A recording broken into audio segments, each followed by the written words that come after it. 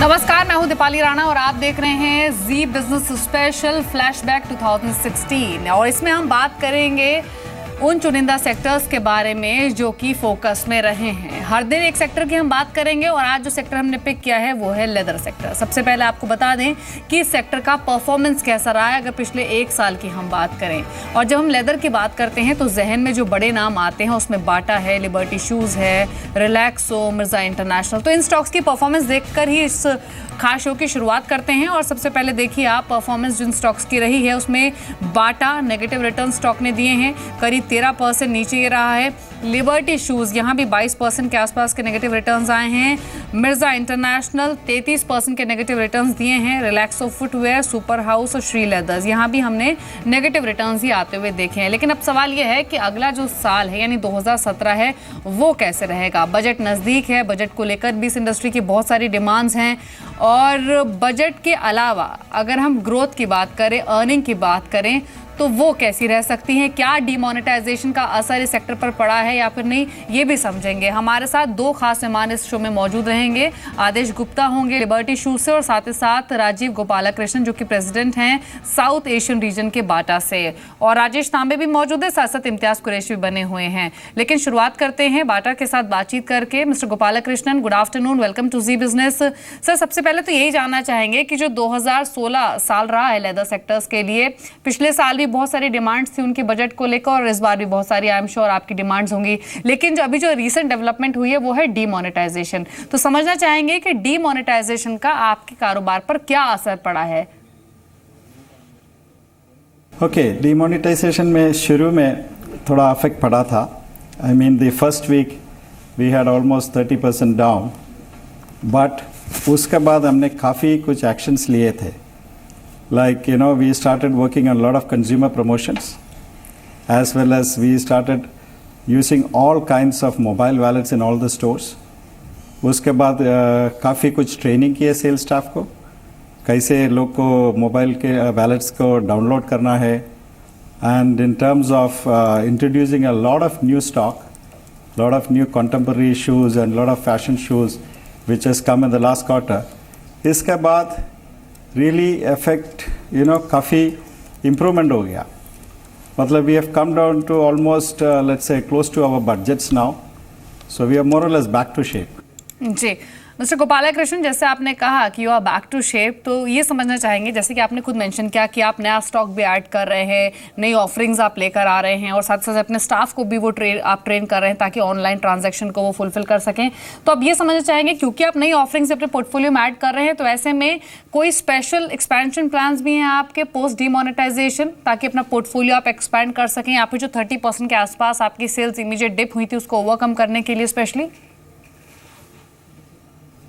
Very good question. I think we are definitely going to expand because what we see with demonetization, I think it's a lot of confidence that the market will come back strongly. The demonetization effect will be probably for one more quarter. So uske baad I think the things are going to improve in this country. There's a lot of consumer confidence going to be back. So हम लोग काफ़ी expansion आगे बढ़ने वाला है। We might be opening at least around 100 stores in the next 1 year. So we are going very aggressively. We believe the market is going to come back strongly. जी sir, जैसे आपने कहा कि आप 100 नए स्टोर्स भी खोलेंगे अगले एक साल में, तो यानी आप ये एक्सपेक्ट कर रहे हैं कि पोस्ट डिमोनेटाइजेशन जो है वो डिमांड वापस लौटेगी। और इनफैक्ट जैसे आपने भी कहा भी कि इमीडिएट जो डिप था वो 30% तक था, अभी सिचुएशन के नॉर्मल हो चुकी है और अब जो नई डिमांड आ रही है वो कैसी है? हाँ जी, अभी मोर और लेस दिसंबर में we are coming very close to the estimates. So मतलब you know problems in most of the shops are over. अभी भी कुछ इश्यूज है जो होलसेल ट्रेड में है, जहाँ रूरल मार्केट्स में है, there we have some issues still, but वो भी मेरे ख्याल से एक क्वार्टर में it should be improving much better. So to answer your question, I think we will come back strongly, the market is going to come back strongly. And this demonetization is definitely a welcome change for the country. It should help the country to come back with a lot of confidence. जी, in fact mister Gopalakrishnan, हम भी यही wish करते हैं कि आपका जो comeback हो वो और स्ट्रॉन्गर नोट पर हो। आप, क्योंकि जो अगला ट्रिगर है वो है बजट, और बजट को लेकर बहुत सारी एक्सपेक्टेशंस की जा रही हैं। मैं आपके विश लिस्ट भी जानूंगी, लेकिन उससे ठीक पहले मेरे सहयोगी मौजूद हैं न्यूज़ रूम से, संदीप, उनसे जान लेते हैं कि इस बार लेदर इंडस्ट्री क्या डिमांड कर रही है। बजट नज़दीक है, क्या क्या विश लिस्ट में है लेदर इंडस्ट्री की, संदीप?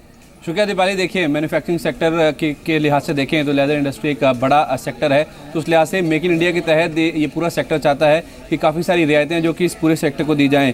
पहले तो ये जितनी मैन्युफैक्चरिंग होती है इस पूरे सेक्टर में, उसमें अगर आप देखें तो जो इंपोर्टेड मशीनरीज हैं उनका बड़ा हाथ है, और उसमें अगर आप देखें करीब 26-26.5% के आसपास की कस्टम ड्यूटी उन मशीनों को इंपोर्ट करने के ऊपर लगती है। और सेक्टर चाहता है कि ये जो पूरी कस्टम ड्यूटी लगाई जाती है मशीनरी के ऊपर, उसको हटाया जाए, ताकि सेक्टर की जो लागत है उसमें कहीं ना कहीं कमी देखने को मिले।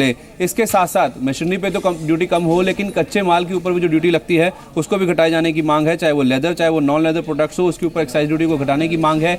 नॉन लेदर प्रोडक्ट्स की बात करें 12.5% एक्साइज ड्यूटी लगती है, और लेदर फुटवेयर 500 से 1000 की जो रेंज के लेदर प्रोडक्ट्स होते हैं उसके ऊपर 6% एक्साइज ड्यूटी लगती है। इसमें कमी करने की मांग सेक्टर चाहता है, जिससे इनकी जो लागत है उसमें कमी देखने को मिले। साथ ही साथ इस सेक्टर को अबेटमेंट भी मिलता है 30% का, उस अबेटमेंट की जो लिमिट है उसको बढ़ाने की मांग की जा रही है। 30% की जो लिमिट है उसे बढ़ाकर 35% किए जाने की मांग है। और इसके अलावा चूंकि ये एक्सपोर्ट करते हैं, इनको सेनवेट क्रेडिट मिलता है, तो जो रिफंड की प्रक्रिया है उसको आसान करने की, और साथ ही साथ जो रिफंड में पैसा इनको मिलता है उसकी जो समय सीमा है उसको कम करने के ऊपर सरकार कदम उठाए, ये भी ये सेक्टर चाहता है। यही नहीं, वो ये भी चाहते हैं कि लेदर और नॉन लेदर प्रोडक्ट्स के बीच में जो अंतर है, क्योंकि नॉन लेदर प्रोडक्ट्स के ऊपर एक्साइज ड्यूटी ज्यादा लगती है, तो इन दोनों प्रोडक्ट्स के बीच में जो अंतर है उसको भी खत्म कर देना चाहिए, और साथ ही साथ इसको प्रायोरिटी सेक्टर का दर्जा देना चाहिए। तो ये कुछ ऐसी प्रमुख मांगे हैं जो कि पूरा सेक्टर चाहता है कि इस बार बजट में सुननी चाहिए। जी, शुक्रिया संदीप आपका। तो विश लिस्ट आपने सुनी, लेदर सेक्टर की प्रायोरिटी सेक्टर का दर्जा चाहिए, जो लेदर मशीनरी पर इंपोर्ट है वो फिलहाल 26.5% के आसपास है, वो कम होना चाहिए। लेदर और नॉन लेदर प्रोडक्ट्स पर भी एक्साइज ड्यूटी में कमी की मांगी पूरा सेक्टर कर रहा है। लेकिन स्टॉक्स को लेकर आपको क्या करना चाहिए अगर आप निवेशित हैं, पर निवेश करने के बारे में सोच रहे हैं, इस पर एक्सपर्ट कॉमेंट ले लेते हैं। मिस्टर तांबे, भी कुछ देर पहले बाटा पर आप अपना व्यू दे रहे थे, आप काफ़ी पॉजिटिव भी थे बाटा पर, लेकिन पिछले 1 साल की अगर आप लेदर स्टॉक्स की परफॉर्मेंस उठाकर देखें तो नेगेटिव रिटर्न्स इन शेयरों की ओर से आए हैं। अब नेक्स्ट 1 ईयर में कुछ ग्रोथ की एक्सपेक्टेशंस करनी चाहिए in terms of return? Deepali, what I would say is, Bata को मैं इस तरीके से कहता हूं कि it's one of the oldest companies, और एक उनका जो ब्रांड इमेज है लोगों के इसमें कि they used to make a product in fact which is to be available to all the people of this country. उनके जो शूज है, मुझे नहीं पता कि किसी स्कूल के बच्चे ने जाते हुए पहने होंगे, आपने पहने हैं, मैंने पहने हैं। तो मेरा ऐसा मानना है, हिंदी भाषा में मैं कहता हूं, बाटा जैसा जूता नहीं, टाटा जैसा लोहा नहीं। तो बाटा जैसा कोई जूता बनाने वाला तो मैंने देखा नहीं, और टाटा जैसा लोहार मैंने कोई देखा नहीं। They make the cheapest steel in the world. So what I'm trying to tell you is that Bata has got a tremendous potential, one of the oldest companies, but खाली इसमें प्रॉब्लम ये है जो हम शिफ्ट देख रहे हैं demand में, वो ये है कि ना फ्रॉम लेदर, एक तो हमारे पास इतने एनिमल्स कहाँ हैं, कितने एनिमल्स आप प्रोड्यूस करोगे, there is a limitation as far as tanneries में से जो आपको लेदर मिलेगा, एक तो वहां पे लिमिटेशन है आपकी, आप कितने जानवरों को मारोगे, दैट इज नंबर 1। नंबर 2, जो शिफ्ट देखा गया डिमांड में, it is from leather to आपके इसमें जा रहे हैं, आप इसमें फैब्रिक शूज में जा रहे हैं, which Nike, Adidas and all these guys are doing, so that demand is increasing much faster. But Bata उस सेगमेंट में they still have a lot of potential, and what I would recommend, जो ये बात कर रहे थे, only restructuring is needed. And let me tell you, जब आप इसकी बात कर रहे थे लिबर्टी के Gupta ji, I have high regard for this man, in fact who is from Karnal. उनका जो एक ब्रांड था फ्लोटर्स, जो बाटा का ब्रांड था ambassador, then they had a brand called Mogazam, वो आज भी हॉट केक की तरह बिकता है। तो only thing which is required in Bata Liberty में is only restructuring. Even Relaxo for that matter is done fantastic as far as the chappal division is concerned. आप अभी लिबर्टी इश्यूज की बात कर रहे हैं, और मिस्टर गुप्ता के लिए आप रिगार्ड्स भी दे रहे हैं। मिस्टर आदेश गुप्ता हमारे साथ मौजूद भी है इस वक्त लाइव बातचीत करने के लिए, सीईओ हैं लिबर्टी शूज के, और साथ ही साथ council for footwear, leather and accessories को रिप्रेजेंट करते हैं as a chairman. Mister Gupta, good afternoon, welcome to Zee business.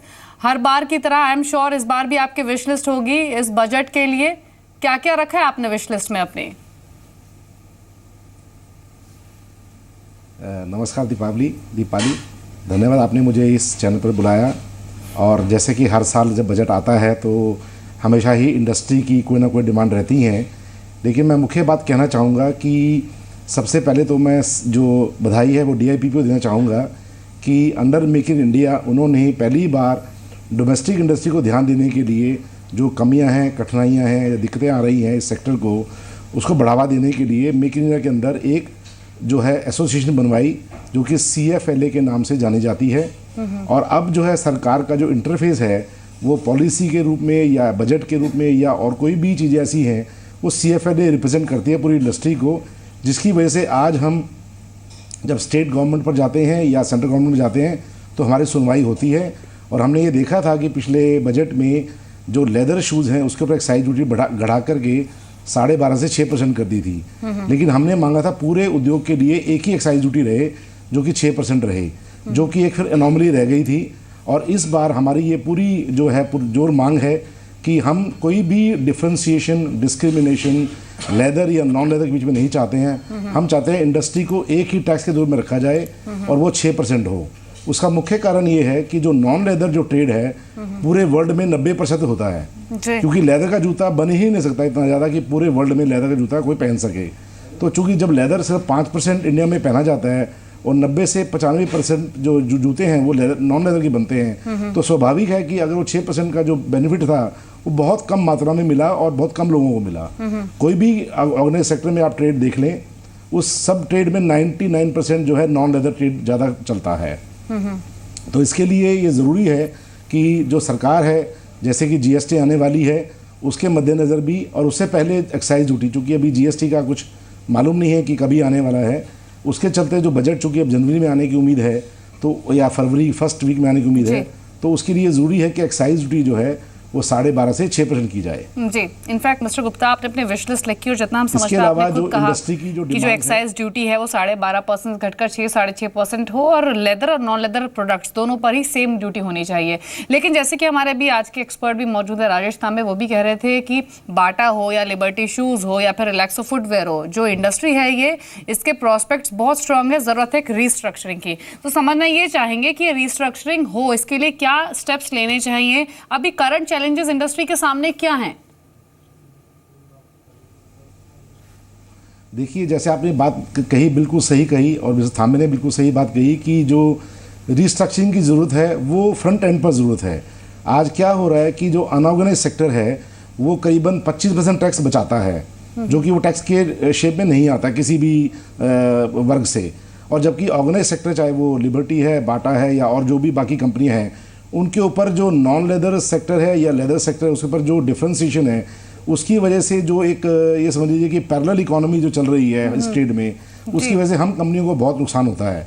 तो सबसे पहले तो ज़रूरी है कि एक्साइज ड्यूटी की रैशनलाइजेशन हो। और दूसरी बात यह है कि जब GST अगर आ जाएगा, अप्रैल में आए या सितंबर में आए, तो सभी एक लेवल प्लेइंग फील्ड पर काम करेंगे। उस समय हमें ये देखेंगे कि जितने भी ऑर्गेनाइज सेक्टर में लोग काम करने वाले हैं, जिनका अपना रिटेल स्प्रेड है, रिटेल शोरूम्स हैं या ऑर्गेनाइज वे में काम करते हैं, वो सब जो है कंपनियां ग्रो करेंगी। और इतनी स्कोप है, पोटेंशियल है इस इंडस्ट्री के अंदर कि मैं ये कहना चाहूँगा कि अगले 25-30 साल तक भी 20% CAGR के दर से ये इंडस्ट्री ग्रो कर सकती है। पर उसके लिए ज़रूरी ये है कि जो ये एक जो डिफ्रेंसिएशन है, डिस्क्रिमिनेशन है अनऑर्गेनाइज ऑर्गेनाइज का, वो खत्म हो। इनफैक्ट आपने इस डिस्क्रिमिनेशन की बात की तो मैं एक GST पर भी आपसे कमेंट लूंगी, लेकिन हमारे साथ बाटा से मिस्टर राजीव गोपालाकृष्णन भी बने हुए हैं। मिस्टर गोपालाकृष्णन, अभी आपने अपने काफ़ी अग्रेसिव एक्सपेंशन प्लान हमारे साथ शेयर किए। मैं 2 चीज़ें और जानना चाहती हूँ। एक तो अभी कंपनी की मार्जिन पोजीशन कैसी है, और दूसरा है क्योंकि हम बजट विश लिस्ट की बात कर रहे हैं तो आपकी प्रेफरेंस भी जानना चाहेंगे, आपकी लिस्ट में क्या क्या है? See, in terms of the margin, I think we are improving the margin. We are up by almost 1.2% in margin, which is a good news. This is only because we are introducing quite a lot of contemporary shoes under the Bata the brand. We are really gearing up in the ladies and the men's section in terms of their collection. I think it is really helping us in terms of improving the margin also.